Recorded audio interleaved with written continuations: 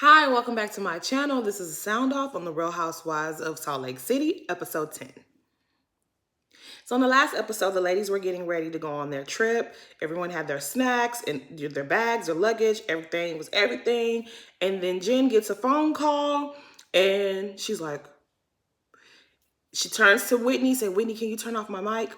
Whitney turns off her mic. She gets off the phone and she's telling everybody like, oh my God, Sharif is sick. He has eternal bleeding. I gotta go.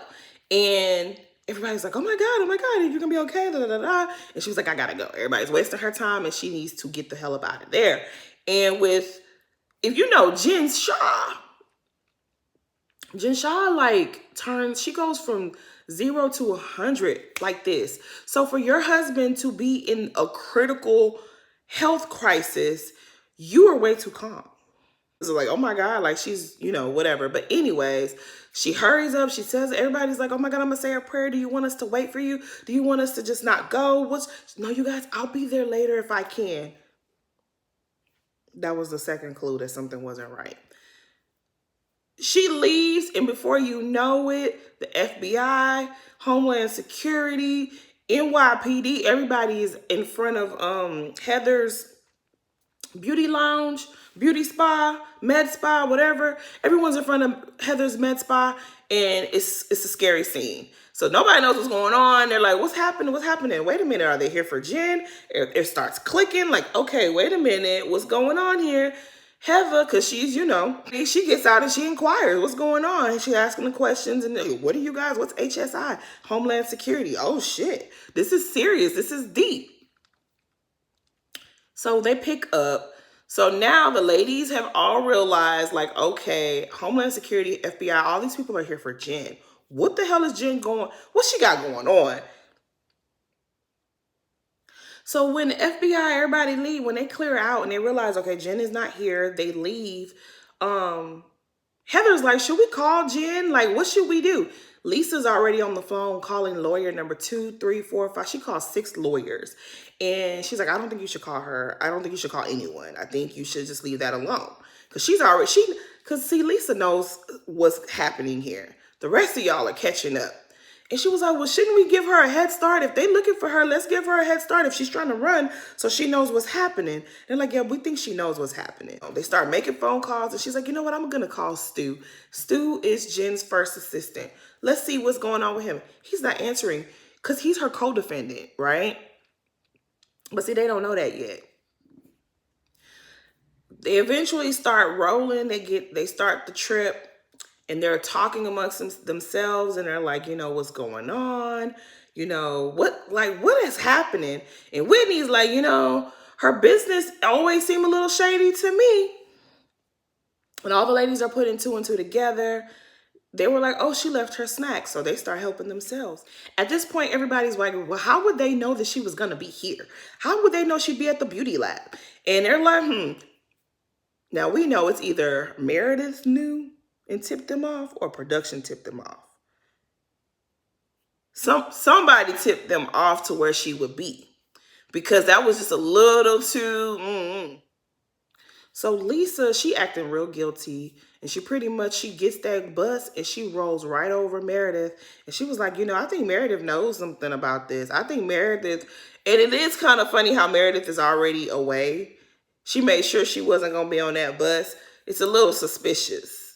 I don't think she called the FBI and I don't know. I don't feel like this is on Meredith. Clearly this is on the person who did the crime. But Meredith and Lisa, y'all two sneaky heifers. Y'all did something. Y'all did something. I don't think y'all have the power to get the FBI and everybody involved, but y'all did something. I know y'all did. So the ladies are helping themselves to Jen's snacks that she left behind, and they're dissecting all her lies and all her bullshit and all her stories and everything. And they're, Whitney, she plays dumb, but we learned in this episode right here that Whitney is all that dumb, that goofy shit that she be doing is all an act because she is not dumb. Homegirl has everything up here correct. So Lisa is calling her lawyers and everybody's asking about Stu. Well, we need to get in touch with Stu. We need to see what's going on with Stu. As they're doing that, Whitney's like, oh my God, oh my God, oh my God. There's an article. So everybody's looking at the article like, what's going on? What's going on? Oh my God. They start getting all besides themselves. And honestly, I'm not even gonna lie. I was feeling real bad for Jen. I was feeling bad for her. And y'all know I don't like Jen Shaw, but everybody's like, oh my God, oh my God. Stewart too. Stu is a part of this. He's a co-defendant. Oh my God, this is too much. And Lisa, I don't know if her tears are real because she has on shades, but she's crying. Heather is crying. Whitney is consoling Heather. Whitney's just like, girl, I mean, I ain't surprised. This ain't never made sense to me, the lifestyle that Jen has. And then they are really upset. And I believe that was genuine because I was upset and I don't even like Jen. And these girls are kind of her friends. So they all crying. Everybody's crying. Heather is really, really upset by this. And she's just like, oh my God, they're family. Oh my God, they're kids. They're kids. And Jenny is sitting there the whole time like, I don't have the article, so I don't know what's going on. And she's drinking the wine straight out the bottle. And she's eating Jen's Cheetos. And she's just, when I say Jenny was unshabothered, she didn't have no time for y'all theatrics. She was like, I just met this hoe. Y'all doing the most. Y'all don't even know what's happening. Y'all need to relax. When I say she was sitting there, y'all gonna send me the article. Y'all send me the article when y'all feel like it. Because she did not care. So that's when Whitney starts explaining, yeah, we're her business is lead nurturing. And they sell she broke down what Jen was doing. And I was just like, oh, so apparently she buys people's information online and sells it to other companies. But what Jen, I guess, is being accused of is getting these elderly people to subscribe to something monthly where the money is being taken out of their accounts and they don't even know it. And no matter how hard they try to unsubscribe, they cannot. And they start talking about how they launder money and how you can have a business and claim that you're not making no profit. And they are, girl, Whitney Scooby-Doo Rose is on the job. She's figuring everything out. She's putting it together. She was able to explain Jen's business because Jen was not able to give that to us last year at the reunion. Good job to you, Whitney, because I did not understand what the hell Jen was talking about last year. So Whitney was saying, I never understood like how she had all this money. She was throwing these lavish parties and she was doing a lot. She was always flexing all this money. She said, but I thought she probably just had a sugar daddy. Because, Whitney had a sugar daddy. And I think she's talking about her now husband because her husband's a lot older than her. But you know what? He might not be that good looking of a man, but they make a really cute couple. I like Whitney and Justin together. I like them. They're cute. Now, I know they was both scandalous, but I mean, that's in the past. We don't know their exes. That's not our business. Everybody's wondering, like, how does Whitney know all this business? And Whitney's like, I've been curious to know how she has all this money. Do y'all all do this? Do y'all be researching y'all friends' personal business? She has a lot of money. How is she making her money? Because this is the same thing that the Darbys did. This is the same thing that the Schmeagles did to Robin. They researched, they did background searches on everybody. Is that what y'all do? That ain't cool. Like, mind y'all business. I mean, I'm kind of glad she did research because now we understand what really went down. But I just could never do that to my friends. If my friend is making money, that's her business. I don't even want to know. I don't want to know what you're doing over there. They ain't got nothing to do with me at all. So unshabothered Jenny is sitting there like, I don't understand what's all of this emotion for. Like, we don't even know anything. Like, they need to relax. They're doing way too much. Like, what is this? She's explaining like she seems to have a lot of knowledge on this too.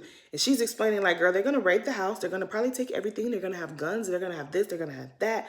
And sure as she said it, the footage shows that the raid is taking place at Jen's chalet. Now, I don't know if this were Bravo cameras or if this was the house cameras that they got from the owners of, I don't know what this was, but it really, that hurt my feelings.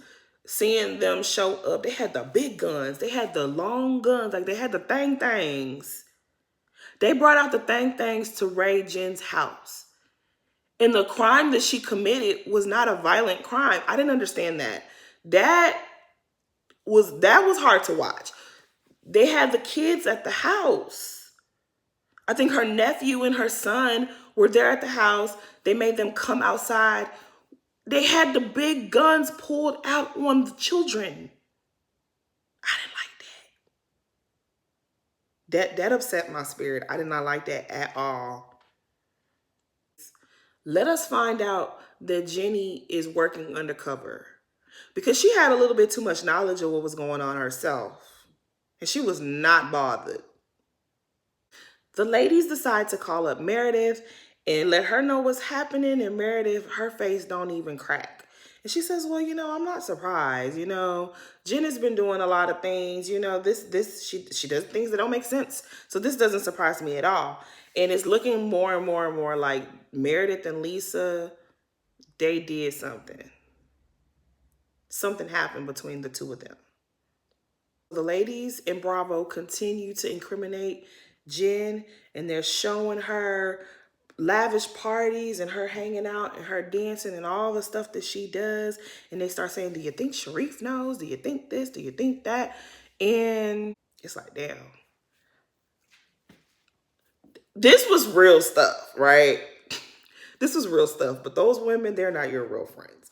Because I would have just sat there like Jenny drinking my wine. And then I would have been crying like, oh my God, I just feel bad. I just feel bad. That was all y'all was going to get from me is, oh my God, I feel bad. They sitting up there really incriminating this woman, talking about she had this and she had that. So Mary arrives to the house and Meredith is like, come upstairs, girl. She's in the tub having herself a bubble bath. Mary is just like, oh my God, I have knots in my stomach. Me too, girl. I was very nervous. I really felt bad for Jen. Like, I really feel bad for her because this girl might really be going to jail, like real time. Not Martha Stewart jail, like real prison. Not for 1 year either. And so Mary's listening and Meredith is explaining to her. And Mary is upset, right? But Mary, you be making stuff that's not supposed to be funny. You be making stuff funny. Like, cause I was upset, but I started laughing at her reaction. Like, yo, Mary annoyed me last week, but this was fun. This was a funny scene. And she said, let me digest all of this. Let me digest it all. And then she was like, I don't know why this lady greeted me naked in the bathtub. I was expecting her to have food laid out. I didn't want to see her in the tub. So back on the bus, he brings up how she had a little incident with Mary when they went snow tubing or whatever you call it. And Jenny, you was wrong. You put yourself in a situation to get cursed the fuck out. But you did the cussing out. So I don't know what you mad for. So we don't too much care what you was talking about because you was the one that was wrong. And that's just that. The ladies arrive and Meredith tells Heather, like, girl, I'm in your room. She's like, you're in my tub? I hope she was joking. Like, I didn't know if she was really serious or not. But why was you in her that was weird. So everybody's calling their husbands to let them know that they made it on the trip and everything is good. And everybody's Robert Sr. is like, yo, they only do all of that when you got weapons in the house. And I was just like, oh my God, this was really bad for Jen. I feel bad. I feel bad for her younger son and the little boy. I feel bad for everybody. I don't like this. Like, I know this is probably the most interesting episode, but I feel bad. It just sucks. It just sucks. It really does. So they sit at the table and Mary is talking a lot of talk and she sounds real self-righteous and it's like, girl, they say you next. So I hope you don't have to eat these words because don't you got like two things against you? You might want to keep it cute and keep it on mute. They're sitting at the table and Meredith gives them this little story. And she's like, so, a while back, me and my family were out of town, and Jen was blowing up my phone, so I decided to call her back. When I call her back, she was like, "Hey, yeah, I was trying to get in the store, but everything's taken care of." And she was like, "Oh, okay." So she said so Meredith calls her team, and they were like, "Yeah, well, she got in the store just fine, but there's something more that you need to know, girl. What do I need to know?" Yeah, some of the people that she was with, girl, they stole a clutch. There was a clutch there, and then it wasn't there no more.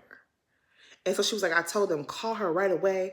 And they showed the footage of it. It looked like it could have been a mistake. The guy that she was with, he picked up the things that they bought, I believe. And then the clutch was there. He picked it up too. But it was returned safely. Jen was on the other side of the place. She wasn't looking.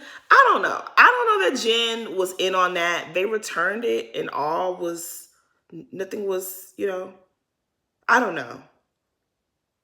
I don't know. That story was like, oh my God. But then when I was like, ooh, I was clutching my pearls when she was telling the story. I was like, oh, Jen, you just trifling. But when they showed the footage, yeah, it's very possible that that was an honest mistake and it probably had nothing to do with Jen. Or maybe he was a thief. Maybe he was a klepto. But it doesn't mean that Jen sent him to do that. We don't know. But all in all, like, Heather is me. Like, she is just beside herself. She is so sad. She's crying. She feels terrible. I feel terrible. And I don't even really like Jen. When I saw those two boys and they pulled out the guns on those two young boys, that was hard to watch. I wish they hadn't even shown that. Like, why do y'all even show that? Yeah, that was a lot. Because Jen was already having a little bit of a time with her younger son. So this is not going to help. Girl, I hope you saved enough monies for some good lawyers because this is a lot. I don't know, Jen, girl. I don't know, girl. Girl. Girl, you really in trouble. I don't know, Jen. This not looking too good, girl. This is not looking too good. What did you do, girl? What did you do? Anyways, that's my sound off. Please like, comment, and subscribe. Thanks for watching.